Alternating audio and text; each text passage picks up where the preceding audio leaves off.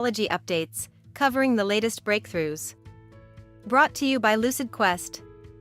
In today's updates, new data from the AAAI/WAO 2025 Congress reveals that despite missing the 16-week primary endpoint, Tezepelumab demonstrated a sustained effect up to week 32.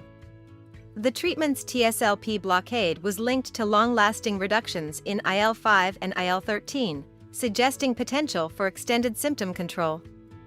Sanofi is expanding its immunology portfolio with the acquisition of DR0201, a CD20-directed bispecific antibody designed to reset the immune system in refractory B-cell autoimmune diseases like lupus. The deal includes up to $1.3 billion in milestone payments and is expected to close in Q2 2025. RedHill is pursuing MHRA fast-track approval for Talicia, the FDA-approved first-line therapy for H. pylori infection. If approved, Talicia could enter the UK market by Q4 2025, addressing a major cause of gastric cancer and peptic ulcers. Nipocalimab, an FcRn blocker, becomes the first therapy to receive both FDA breakthrough and fast-track designations for Sjögren's disease.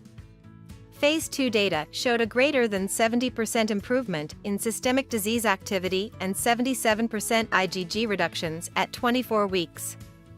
The Phase 3 Daffodil trial is now enrolling, with hopes of bringing the first targeted therapy for this debilitating autoimmune condition. TREMFYA, Sjögren, is now the only IL-23 inhibitor offering both subcutaneous and intravenous induction options. The Galaxy study showed superior clinical remission and endoscopic response at 1 year compared to Stelara. This marks the fourth indication for TREMFYA, following approvals in ulcerative colitis, psoriasis, and psoriatic arthritis. Sjögren will pay $40 million upfront for ESK-001, a TYK2 inhibitor in Phase 3 trials for plaque psoriasis and Phase 2b for lupus. The deal could reach $180 million with milestone payments, positioning Sjögren as the leader in Japan's TYK2 inhibitor space. The Boston-based startup is developing therapies targeting pathogenic immune cells while sparing healthy ones. Its lead program focuses on TRBV9+ T cells, key players in axial spondyloarthritis and HLA-B27-linked diseases. With backing from Novo Holdings and Droya Ventures, Hillstar plans to enter clinical trials in 2026. This year's conference will focus on actinic keratosis, psoriasis, and atopic dermatitis.